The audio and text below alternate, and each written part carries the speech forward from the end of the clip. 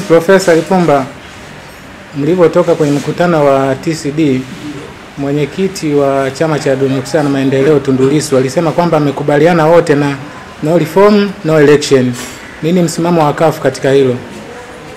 Hatujakubaliana hilo. Kama alisema hilo, itakuwa sidhani kama alisema hilo. Kwa sababu ana uhakika wa kulisema hilo. Kwa sababu hatakuwa na makubaliano hayo. Kwa hiyo wewe ulimwekea badala ya kuwa na habari ulikuwa alizungumza nje ya mkutano. Alizungumza nje ya mkutano mlichokubaliana. Hicho hatukubaliana. Na alizungumza pale baada ya mkutano na hilo kuzungumza. Kwa hiyo hilo sio kauli yake ya kama mwenyekiti wa TCD. Na tunategemea tena tutakutana hivi karibuni katika kuweza kuhamasisha mambo gani ambayo yanaweza kufanyika ili tuweze kwa pamoja, ikiwa pamoja na sisi. Na katika kikao hiki tulikuwa na makamu mwenyekiti wa sisi Mzee Wasira, tulikuwa naye huwa na mtamia nikamkumbusha kwamba jina lake maarufu lilikuwa ni Tyson. Kwa hiyo tukakumbushana na yaliyotokea kwenye bunge la katiba, akanijulisha na mimi kwamba uliyofanya kwenye bunge la katiba ndio imesababisha hata swala zima la katiba bado hatujafikia katiba mpya. Kwa hiyo tunahitaji kile chama na TCD, tuna vyama vyote pamoja na CCM, Chadema, CCCUF, NCCR Mageuzi, ACT.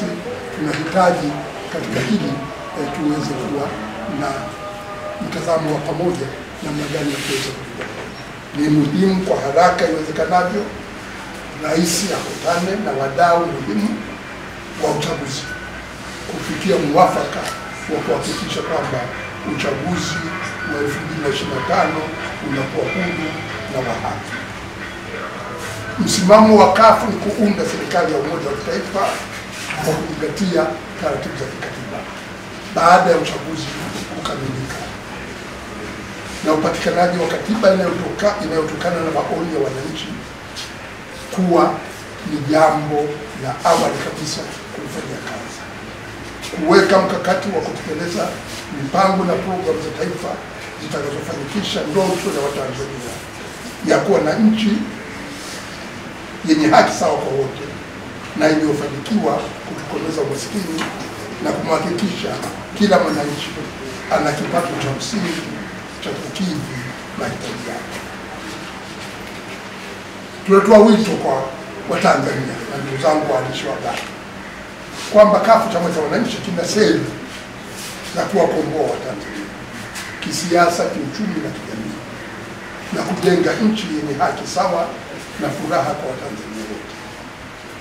Katika kipindi hiki cha kuelekea kwenye uchaguzi mkuu, naendelea kutoa wito kwa wananchi kuendelea kujiunga na CUF, kujitokeza kugombea nafasi za udiwani, uwakilishi, ubunge, urais wa Zanzibar na urais wa Jamhuri ya Muungano.